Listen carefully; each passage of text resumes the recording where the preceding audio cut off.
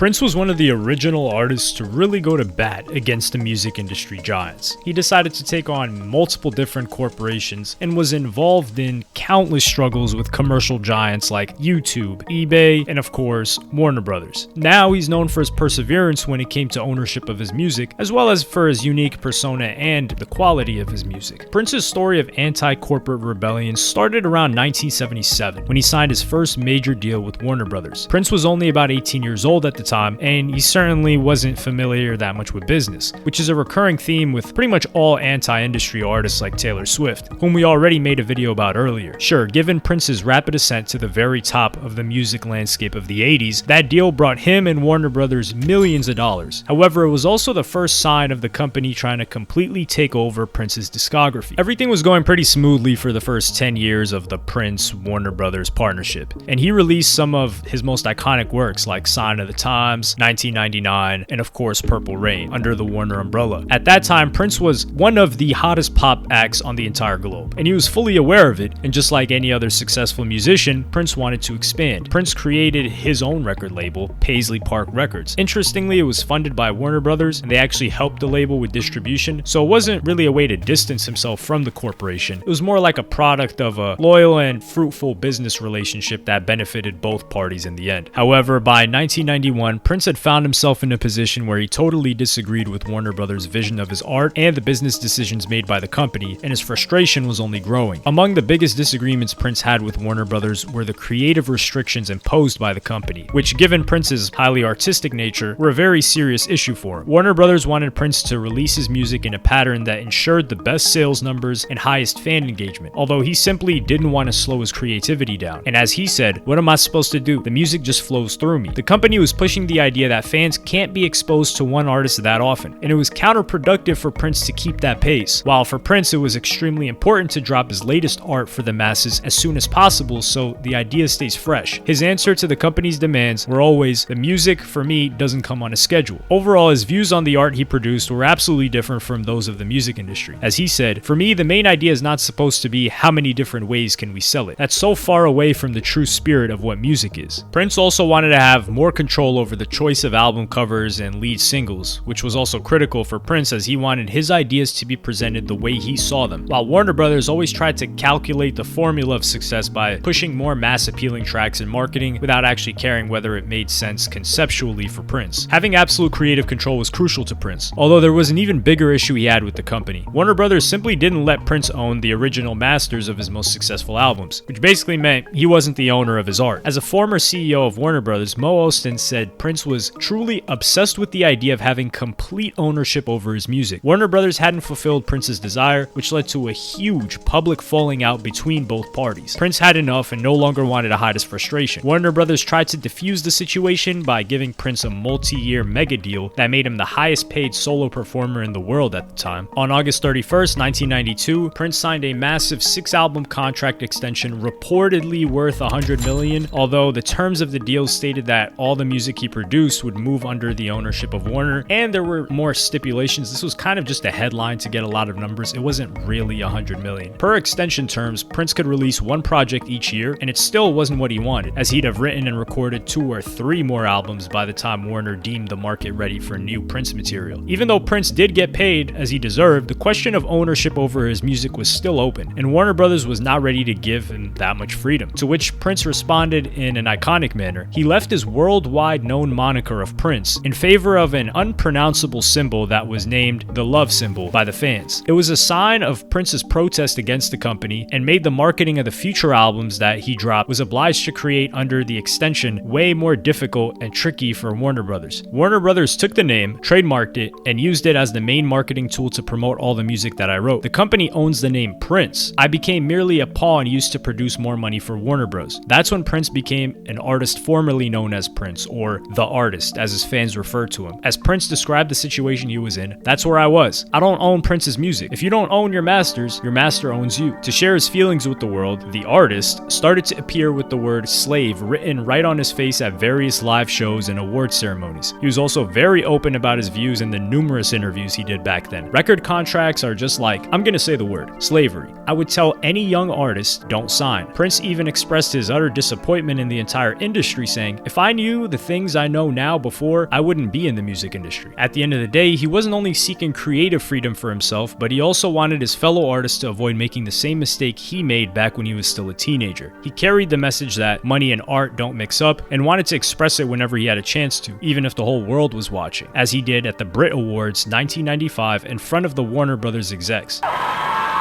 Prince, best. The GOAT experience, better. In concert, perfectly free. On record, slave.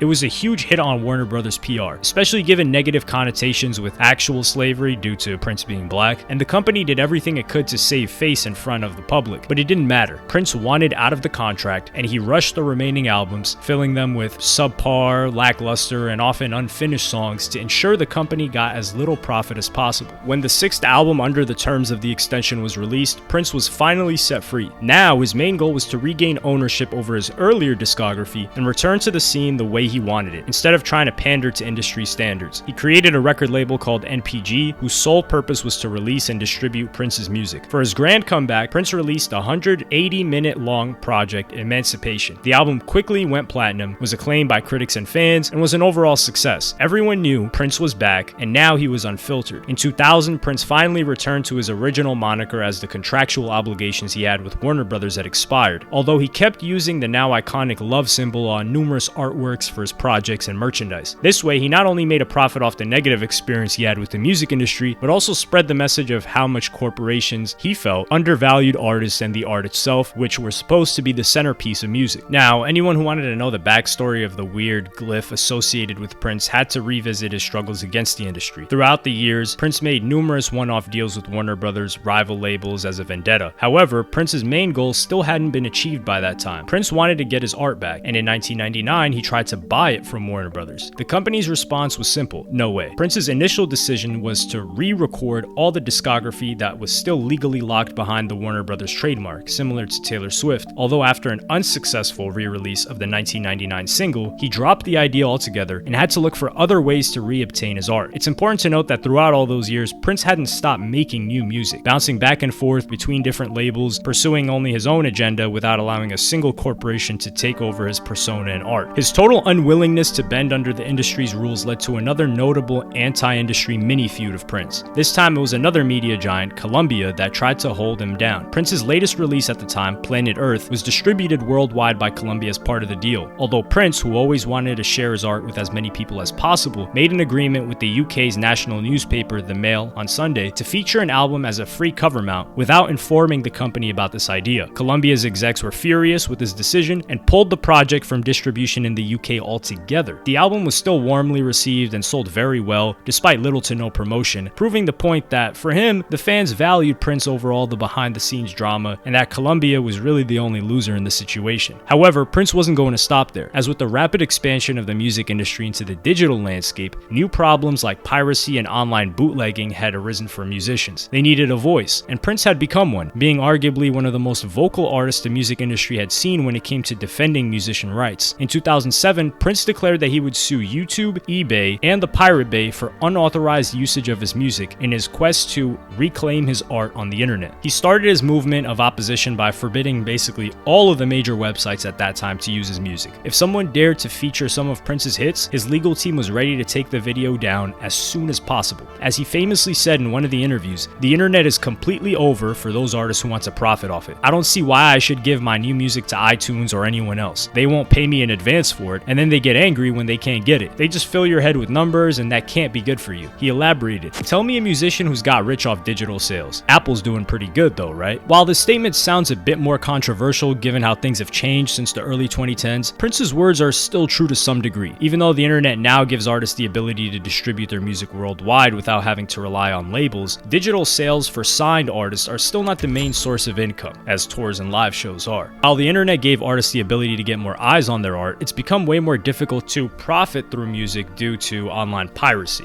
It's a double-edged sword, you know. A lot of artists aren't getting paid full scale for their art, and the internet, because of downloading and things like that, is kind of like a black hole.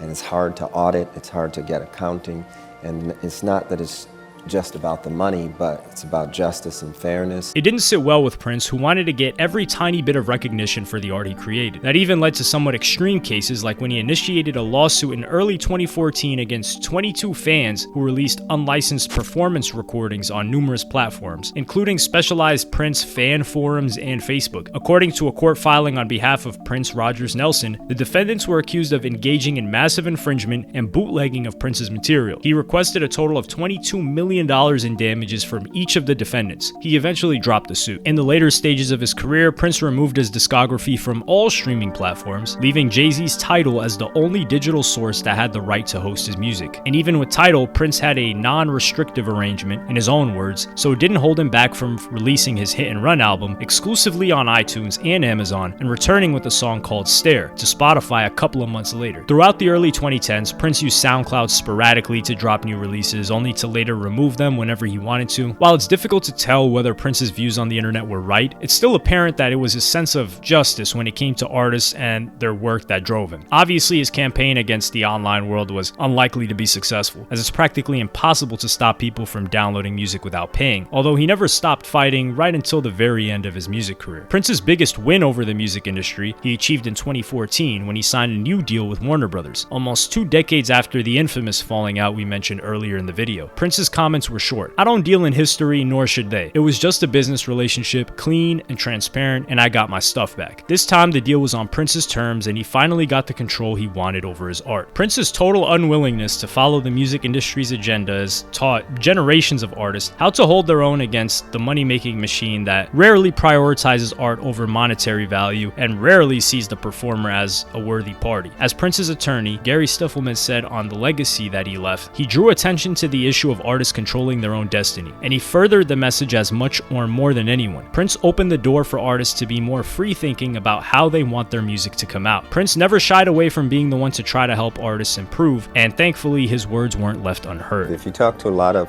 kids now, they're programmed by the star-making machinery like American Idol and MTV and things like that. So if they're into that, then the music industry is cool. If they're looking to have five albums plus career, then wow, I would advise starting a new industry and staying free and not signing any long-term restrictive contracts, because in the end you end up owning nothing.